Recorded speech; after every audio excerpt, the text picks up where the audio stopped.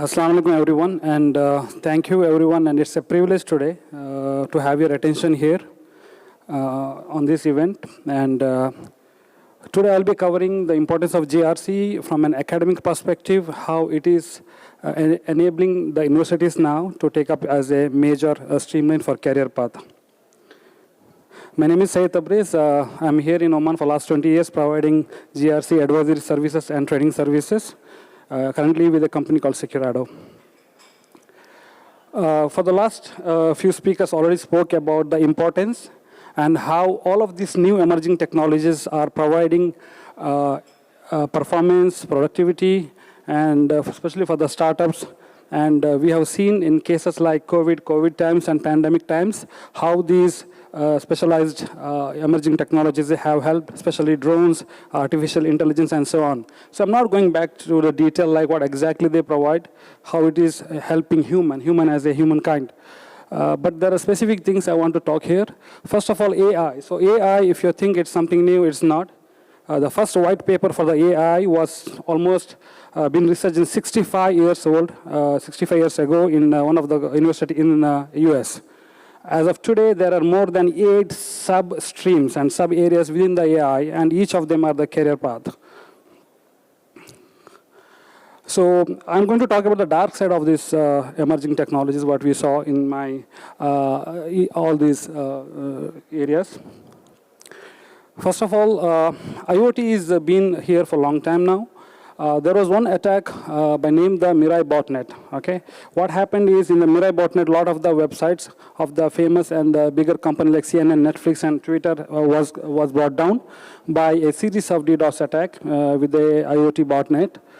Okay, and there was also another IoT-related attack it's called as Workada hack. Now, Workada was one company providing CCTV services for all the major US companies and providing services. So there are more than 150,000 cameras, even including jails, courts, and operation theaters were hacked.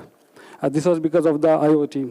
And apart from that, there was one for these days we are coming up with a lot of information system on the car actually. There was one for Jeep Cherokee, which was hacked. It was tested in 2015.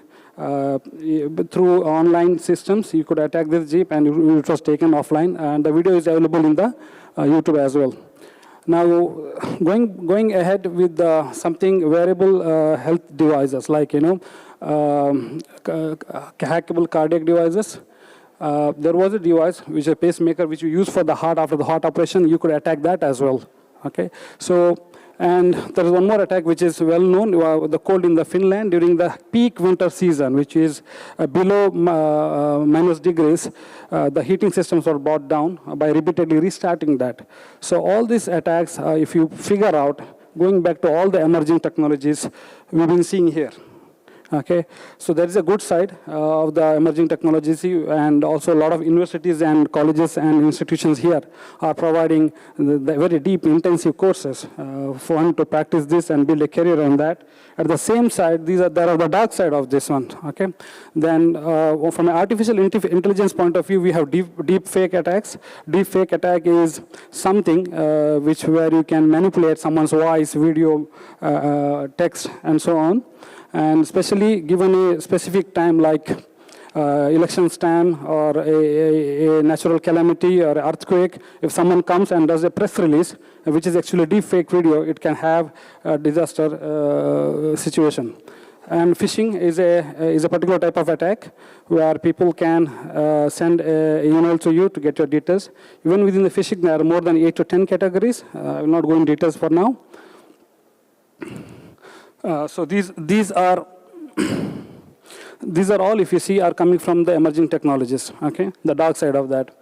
Now, because of these risks are increasing, how are you going to control that? Okay, there is a rise in technology. The emerging technologies are rising, but at the same time, we need to control that. Now, how are you going to control that? The only way we can control that is the strict regulations, standards.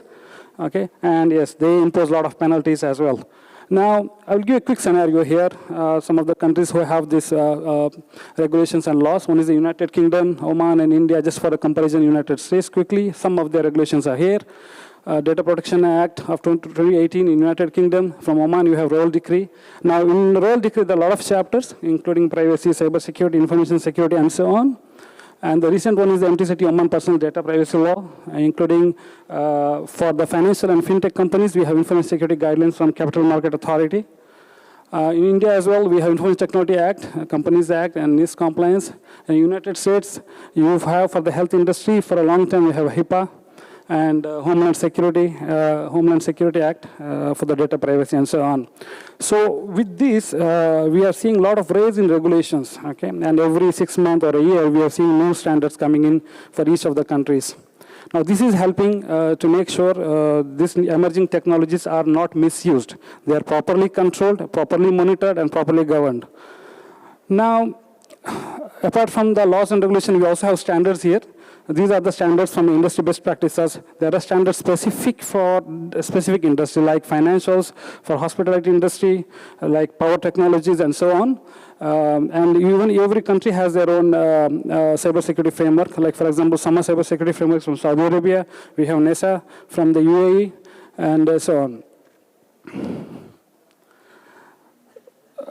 Now, also, like specific, as I told you, industry-wise, for IoT security, I have given this slide here.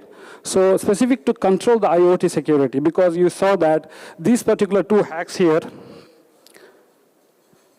which is Verkada hack and Mirai bot, and the Jeep hack, okay? And also the wearable hack, cardiac arrest hack. These are all directly related to the IoT. So for IoT, to control the IoT, managing the risk in that, so these are some of the standards here, okay, from OWASP, NCIA, and ETSI. Now, one more thing I want to just tell that. Before, you could buy any technology and you could use it. Okay, there were days, like if I recall around 8 to 10 years back, you could buy drone in the supermarkets. You can buy drone in small shops in the souk. But today not that case, because the moment you buy it, you are under regulations. You need to register your drone by your local regulator. Okay, if you're Oman, it's FACA and CAA. In other countries, they have similar regulators. And the penalties for misusing this particular and breaching this, it could be in millions as well. Now, how do someone can make a career out of this one? Okay, how can someone build a career in the risk management, governance, and compliance here? So they can start with the school pre-university graduation as usual. Then at the graduation level, we are seeing now that there are universities who are bringing GRC-related topics and intensive courses, as well as certificate program with which they can build the career path, okay? Now, these are a couple of the screenshots I've taken from the online. Similarly, in the Middle East, I believe there are institutes and universities providing these courses as well. Apart from this, we have a little bit deeper into that as a professional, if you want to grow in these GRC areas.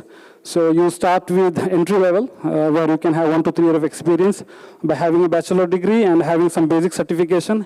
This is indicative CTC, cost of the company and annual figures, in the mid-career, senior, as well as security leader, okay? And these are some of the certification which will help you to reach there. In my next slide, we will see specific certification which will help you to build yourself as a GRC professional. These are some of the non-profit organization as well as profit organization who's providing the certification. One is from the ISACA. This is a flagship. The CISA, which is a Certified Information System Auditor, is a flagship certification. The recent one is from the Data Privacy, which is CDPSC. Here in Muscat also, ISACA has been established well for last so many years. ISACA is a 50-year-old organization. I am one of the directors for Muscat ISACA chapter here. And from ISO, you can see these are the standards which will help to to govern and do the risk management. Also from ISC2, which is also an US organization here. They also provide CSSP, CGRC, and CSV, some of the main flagship. And also from EC Council, how to attack your technologies and how to make sure you can keep it safe from the bad guys. So these are some of the certifications. In fact, CEH, Certified Ethical Hacker, is a gold standard when it comes for the ethical hacking. Ethical hacking or hacking itself is a career. If you're good in hacking, if you're good in spoiling something, you can build a career out of it. In Oman, CEH is 20 years old. In 2004, 2003 it was released, version 1. Now we are at a version 12. And in 2004, we launched here with some of the institutions here. So these are the career path, if you want to go deeper into this career of governance, risk, and compliance. Now, let's see what's the demand in the market here, okay, for the GRC. This is one of the, from one of the HR consulting firm, Aston Carter. They're giving us, so during the pandemic, yes, there was a drop because everyone was working home and the corporate life was very low. And after that, you can see the rise here, actually, for the GRC professionals. And also, you can see the increase in a subcategory of the GRC professionals, which is highly in demand now. The reason, one more reason why it is in demand, because of the regulations. If you heard about DPO, have you heard about the word like DPO, which is called Data Privacy Officer? It's a career itself, and it is regulated by the regulator, local regulators now, that every establishment or a company need to have a DPO, Data Privacy Officer. So sometimes regulators are bringing in this career line for you. They are bringing these positions in the companies.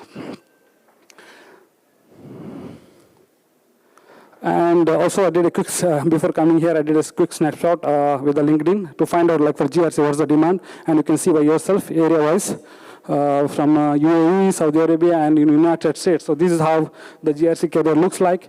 Very high potential for this particular field. And upcoming emerging technology. Whenever there's a new emerging technology, be it AI, IT, 5G, or 6G, whatever it is, they are actually promoting more GRC-related career lines. Yeah, I believe it was quick. Thank you very much, and thank you for holding up to now before the lunch break.